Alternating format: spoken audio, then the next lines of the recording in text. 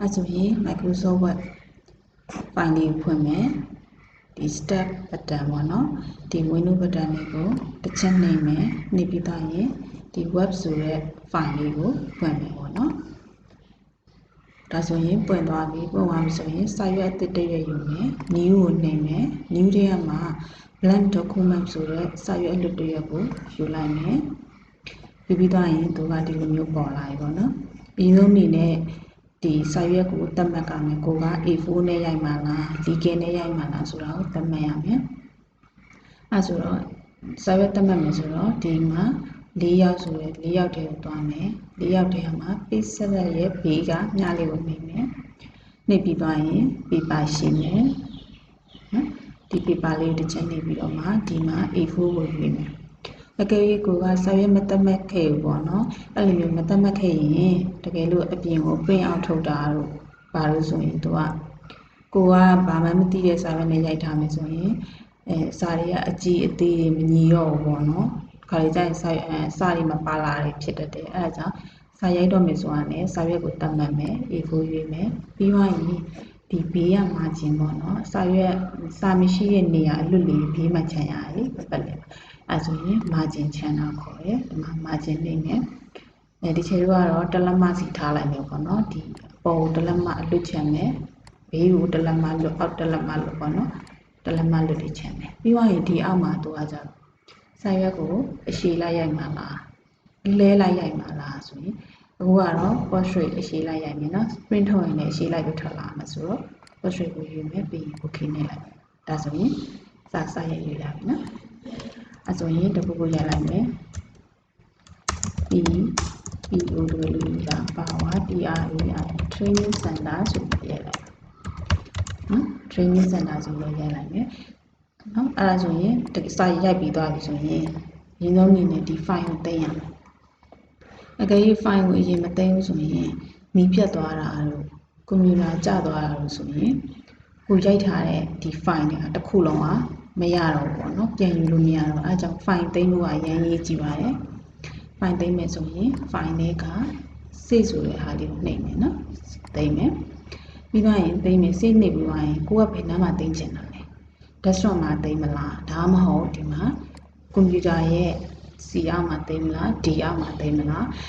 ကိုကတော့ဒီချိန်ကတော့ desktop ပေါ်မှာသိမ်းလိုက်မယ်နော် desktop လေးတစ်ချက်နှိပ်လိုက်မယ်အဲဆိုရင် desktop ရဲ့အောက်မှာသိမ်းမယ်ပေါ့နော်ဒီမှာ desktop file name ကို file 1လို့ရေးလိုက်မယ်နော်ပြီးရင်ဒီ C လေးကိုတစ်ချက်နှိပ်လိုက်အဲဆိုရင်ဒါသိမ်းပြီးသွားပြီနော်သိမ်းပြီးသွားပြီဆိုရင်နောက်တစ်ထပ်ရိုက်မယ် HOW ဟောင်း RU ဆိုပြီးရိုက်လိုက်နော်အဲဆိုရင်ပြီးသွားရင်နော်ဒီကိုရိုက်ထားတဲ့စလုံးတွေကိုတတ်မှတ်မယ်ပေါ့နော် site တတ်မှတ်မယ်ပေါ့နော်အဲဆိုရင် home နဲ့ကိုသွားမယ် home နဲ့မှာတစ်စင်ဒီမှာဆိုရင် font ပေါ့နော်ဒီ font ကိုအများကြီးရှိရ font တွေပေါ့နော်အဲ font တွေကမှာကိုကဘယ်ပုံစံနဲ့ရိုက်ချင်လဲဒါယူလို့ရတယ်အဲဆိုရင်ကိုက font ပြောင်းခြင်းမယ်ဆိုရင်ဒါလေး select မှတ်လိုက်ပြီနော်ဒီ Power Training Center ရဲ့ font ကိုဘယ်ပုံစံလေးပြောင်းခြင်းလဲဆိုတော့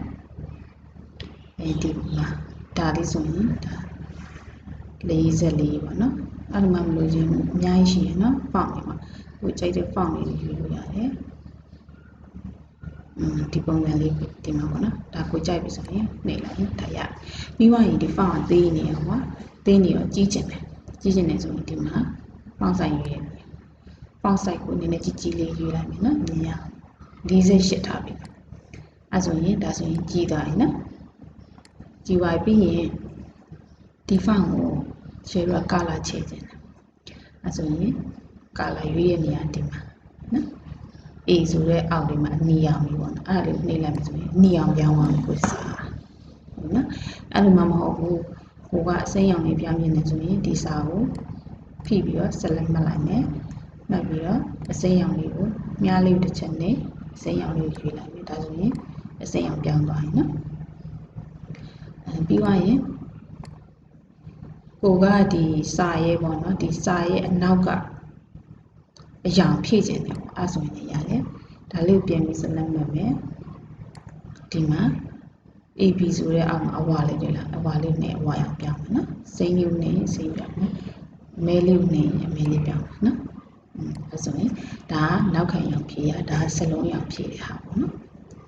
အဲဆိုရပြီနော်အဲဆိုရင်ဒီ site ကနေကြီးနေနဲ့သေးလိုက်မယ်နော်အဲဆက်လက်မှတ်မယ်ပေါင်းဆိုင်ရွေးမယ်ပေါင်းဆိုင်ကို24လောက်ထားလိုက်မယ်နော်အဲဆိုရင်ရပြီပြီးသွားရင်ဒီဟာလေးတွေကကြာပါလဲဆိုတော့ဒါကကြတော့ဒီ B ဆိုတာဘိုးပေါ့စလုံးကိုပို့ပြီးတော့မဲစေရပါနော်အဲဆိုရင်ပြန်မယ်ဘယ်လိုလဲဆိုတော့လည်းကြည့်ပြီးတော့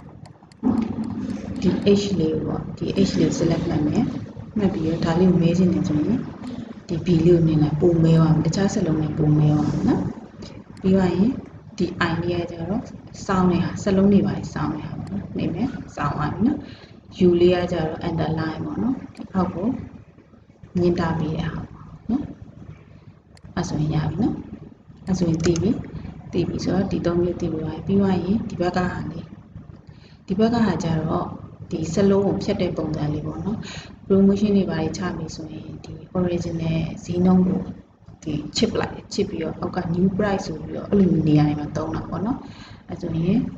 select မှတ်မယ်ဒီ U လေးကို select မှတ်မယ်ဒါလေးကိုတစ်ချက်ကြည့်လိုက်ရင်ဒါဆိုရင် U လေးကိုဖြတ်တဲ့ပုံစံလေးဖြစ်သွားမယ်နော်ဒီနှစ်မျိုးကကြတော့ဘယ်နေရာမှာသုံးလဲဆိုတော့ဥပမာ H2O ကို data ကဘာဖြစ်လို့ပါလာလဲဆိုတော့ဒီအပေါ်ကနေ enter ခောက်ချထားလို့ဒီဟာပါပြန်ပြောချင်တယ်ဆိုရင် select မှတ်ပြီးတော့ခုနဒီဟာလေးပြန်နေလိုက်ရင်ပြောက်သွားပြီနော် H2O ရဲ့ပြီးတော့ 3RD သုံးချိန်နဲ့အဲဆိုရင်ဒီ H2O ဆိုတာရေပေါ့နော်ဒီနှစ်လေးက H ရဲ့အောက်လေးမှာရှိအောင်အဲဆိုရင်ဒါလေးကိုနှိပ်လိုက်ဒါဆိုရင် H2O နော်ဒီစက်လုံးလေးကိုအောက်ကျပေးတာပေါ့ဒီမှာကျတော့တက် RD က3ရဲ့ပေါ်လေးမှာရှိရမယ်ဆက်လက်မှတ်မယ်ဒီဟာလေးကိုတစ်ချက်နှိပ်မယ်အဲဆိုရင်ပေါ်ရမယ်အဲ့လိုနေရာတွေမှာသုံးမယ်နော်အဲဆိုရင်နားလည်ပြီနော်ဒါ font ရွေးတဲ့နေရာ font size ကြီးတဲ့နေရာဒါလေးလည်းရှင်းပြပေးပါမယ်နော်အဲဆိုရင်နားလည်ပြီဒီဘက်ကိုသွားမယ်ဒါကကြတော့စလုံးကိုပေါ့နော် effect လေးထည့်တာဘယ်လိုလဲဆိုတော့ပြန်မယ်နော်အဲဆိုရင်အားလေးကိုလုပ်ကြည့်မယ်နော်အဲဆိုရင်ဒီ A ရဲ့ B ရဲ့မြားလေးကိုနေမယ်ဘယ်ပုံစံလေးလေးပေါ့နော်ဒါဆိုရင်ဒီပုံစံလေးသိမရှင်းဘူးဆိုရင်စလုံး size ကိုကြည့်လိုက်မယ်နော်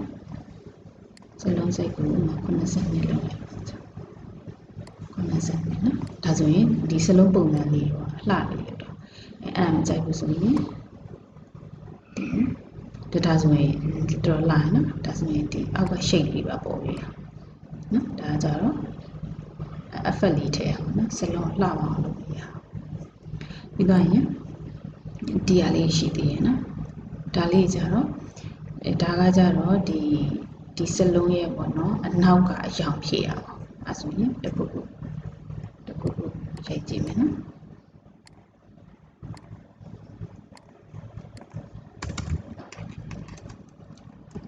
အဲဆိုရင် PO လေးရပါပါကဲပါဝါဒီဟာ training center ဆိုပြီးရလိုက်နော်ဒါစလုံးတွေအပေါ်တက်တာရပါဆိုရင်ဒီဟာလေးကိုပြန်နေပြီနော်သူကဒီဟာတွေဝင်နေဒီ format တွေဝင်နေနော်ကြောက်သွားအဲဆိုရင်ဒီ power training center ကိုဒီနောက်ခံအကြောင်းဖြည့်ခြင်းနေဆိုရင်ဘာရောင်လေးဖြည့်ခြင်းစိမ်းရောင်လေးဖြည့်ခြင်းလားဒါဒီလိုဖြည့်တာပေါ့နော်စလုံးရဲ့နောက်က background ကိုအရောင်ဖြည့်တာဒီစလုံးကိုအရောင်ဖြည့်မယ်ဆိုရင်ဒီဘက်က A ပေါ့နော် A ရဲ့ဘေးရမြားလေးကိုနေမယ်အနီရောင်လေးထည့်မလားနော်ဒီရောင်လေးထည့်မလားဝါရောင်လေးထည့်မလားပေါ်ရဲရောင်လေးထည့်မယ်ပေါ်ရဲရောင်ဆိုမဲရောင်ဝါရောင်လေးထည့်မယ်နော်ဒါဆိုရင်စလုံးကိုအရောင်ချဲတဲ့ဟာပေါ့နော်ဝါရောင်ကြိုက်ဝါရောင်လေးလှအောင်ဆိုရ